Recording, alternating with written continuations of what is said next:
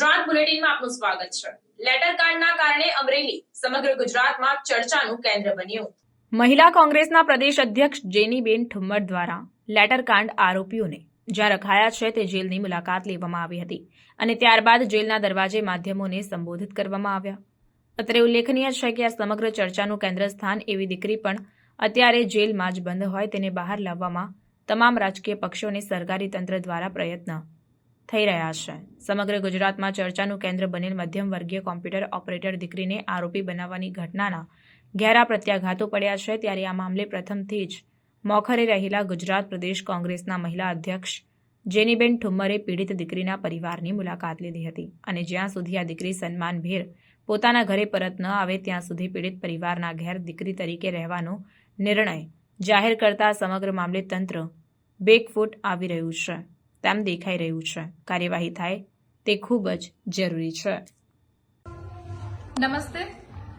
આજે અમરેલી ખાતે જે પત્રકાંડનો આખા ગુજરાતમાં વાતાવરણ એના મુદ્દે ગરમાયું છે ત્યારે આજે સવારથી આ કાંડમાં જે પ્રમાણે દીકરી સાથે રિકન્સ્ટ્રક્શનના નામે અત્યાર સુધી આ વર્ડ નહોતો પણ આજે અચાનક કારણ કે એટલો બધો વિરોધ આખા ગુજરાતમાં ભભૂકી ઉઠ્યો છે ત્યારે રિકન્સ્ટ્રક્શન નામ આપીને મુદ્દાને ક્યાંક ભટકાવવાનો પ્રયત્ન કરવામાં આવી રહ્યો છે। ત્યારે સવારથી લઈને દીકરીના પરિવાર અને દીકરીને પણ જેલમાં જઈને હું પોતે મળી છું।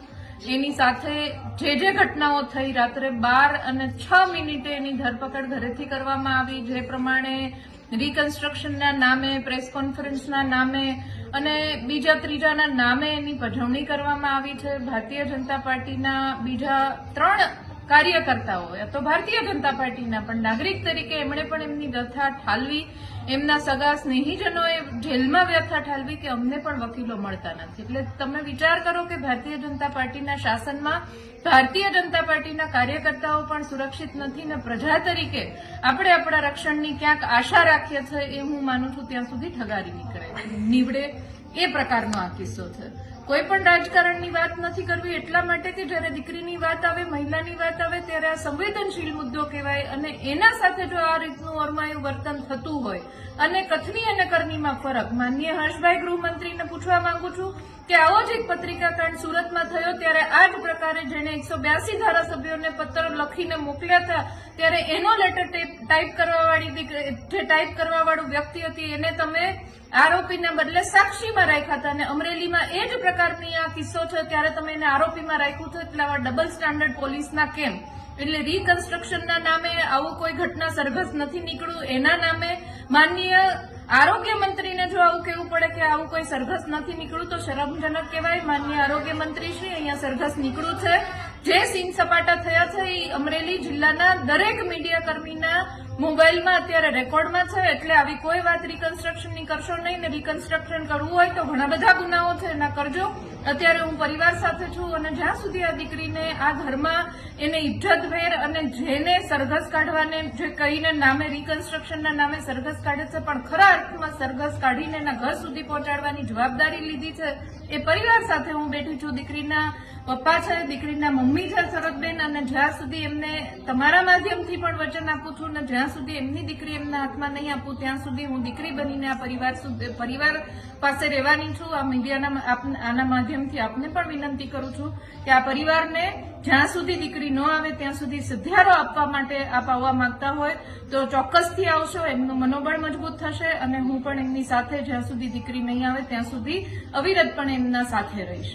ધન્યવાદ। જે પ્રમાણે અમરેલીનું પ્રકરણ અત્યારે આખા ગુજરાતમાં ટોપ ઓફ ટાઉન બનેલું છે, જે પ્રમાણે દીકરીનું રિકન્સ્ટ્રક્શન હવે પાછું નવું નામ લાવ્યા છે, આજના હમણાં બપોર પછીનો નવો વર્ડ લાવ્યા છે ભારતીય જનતા પાર્ટીના આગેવાનો કે એ કોઈ સરઘસ નહોતું, રિકન્સ્ટ્રક્શન કરવાનું હતું। કઈ ટાઈપનું રિકન્સ્ટ્રક્શન હતું એ જે નેતાઓએ આવું સ્ટેટમેન્ટ આપ્યું છે કે આ કોઈ સરઘસ નહોતું, એમને હું વિનંતી કરું છું કે અહીંયા ઓન ગ્રાઉન્ડ મીડિયાના અમરેલી જિલ્લાના દરેક મીડિયાના મોબાઈલમાં એનું રેકોર્ડ છે કે એને રિકન્સ્ટ્રક્શન કહી શકાય કે એને સરઘસ કહી શકાય એ આપ જ જોઈને નક્કી કરશો એવી વિનંતી કરું છું। બીજું, કોંગ્રેસ પક્ષને ભાંડવાનું તમે બંધ કરો। જે પ્રમાણે ભારતીય જનતા પાર્ટીની સરકારમાં કથની અને કરણીમાં ફરક આવે છે જે પ્રમાણે તમારું વલણ છે, સામાન્ય પ્રજા પરેશાન થતી હોય તો થાય, સામાન્ય પ્રજાને કોઈ પણ પ્રકારે મુશ્કેલી જ્યારે પડે અને ત્યારે ભારતીય જનતા પાર્ટીના આગેવાન કે પ્રજામાંથી એકની પસંદગી કરવાની આવે ત્યારે હંમેશા ભારતીય જનતા પાર્ટીની સાથે જોડાયેલા આગેવાન કે કાર્યકર્તાઓ કે એને કોઈ મદદરૂપ થતાનો પક્ષ લેવામાં આવે છે, ચાહે પક્ષ ગલત રીતના ખોટી રીતના લેવામાં આવતો હોય છતાં પણ. અત્યારે હું દીકરીને પોતે એની સાથે અંદર મળીને વાત કરીને નીકળી છું. એની સાથે સંપૂર્ણપણે એને જે રાત્રે 12 વાગે ઘરેથી ઉઠાવવામાં આવી ત્યારથી લઈને એને જે રિમાન્ડ ન માંગી હોત તો પણ ચાલત. જો માનવતા મરી ન પરવારી હોત તો રિમાન્ડ માંગવાની જરૂર નહોતી. પણ ખેર તમને એવું હશે કે અમારે ક્યાંક થોડું જોર જબરદસ્તી કરીને એક છાપ બેસાડવી હતી તો રિમાન્ડ માંગી. હજી પણ દીકરી અંદર છે. અમારા બંને વકીલોની ટીમ અહીંયા એમની સાથે જ દીકરીને મળવા ગઈ હતી. લીગલ પ્રોસેસ કરી રહ્યા છે. જોવાની વાત તો એ છે કે ભારતીય જનતા પાર્ટીના 3 કાર્યકરો કે જેણે પત્ર લખ્યો છે, કોઈની હત્યા નથી કરી, કોઈનો બળાત્કાર કરીને કોઈની સાથે કૃત્ય નથી કર્યું. તમારી એટલી બધી જો કાયદો અને વ્યવસ્થા જાળવવાની વાત હતી તો તમારે હત્યારાઓ પકડવાની જરૂર હતી. ડ્રગ્સના જે પેલા હતા, ડ્રગ્સ જે વેચે છે એને પકડવાની જરૂર હતી. રેતીના માફિયાઓને પકડવાની જરૂર હતી. પત્ર લખ્યો ને તમે પકડીને તમે એવી છાપ છોડવા માંગો છો કે બહુ મોટું કામ કર્યું છે.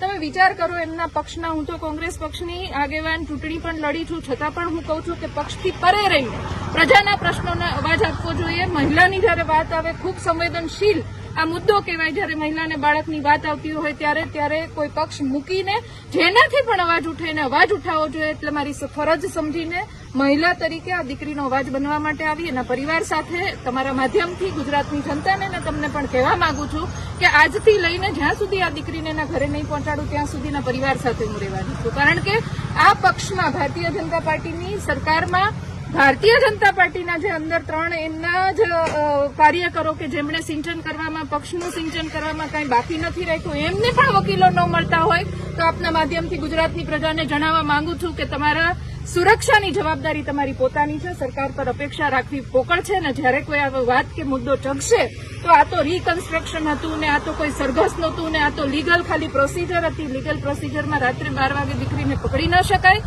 દીકરીને પ્રેસ કોન્ફરન્સ જયારે પોલીસ કરતી હોય ત્યારે પાછળ ઉભી ન રાખી શકાય, એની આઈડેન્ટિટી છતી ન કરી શકાય. સરઘસમાં એને ખુલ્લા મોઢે ન કાઢી હોત તો એ તમારો એવડો મોટો કોઈ મુદ્દો નહોતો, ફેરવી ન શકાય. પણ આ દીકરી એક વખત બહાર આવે પછીના મુદ્દાઓ છે. ત્યાં સુધી જે લીગલ પ્રોસીજર ચાલે છે એમાં વકીલ સાહેબ ભાઈ અમારા પંડ્યા આ કેસ દીકરીનો લડી રહ્યા છે અને સતત અમે સંપર્કમાં રહીને આપના માધ્યમથી, કારણ કે આ ગુજરાતમાં અત્યારે ચર્ચાનો વિષય બન્યો છે એટલે સંપૂર્ણ માહિતી આપને પહોંચાડતા રહેશું.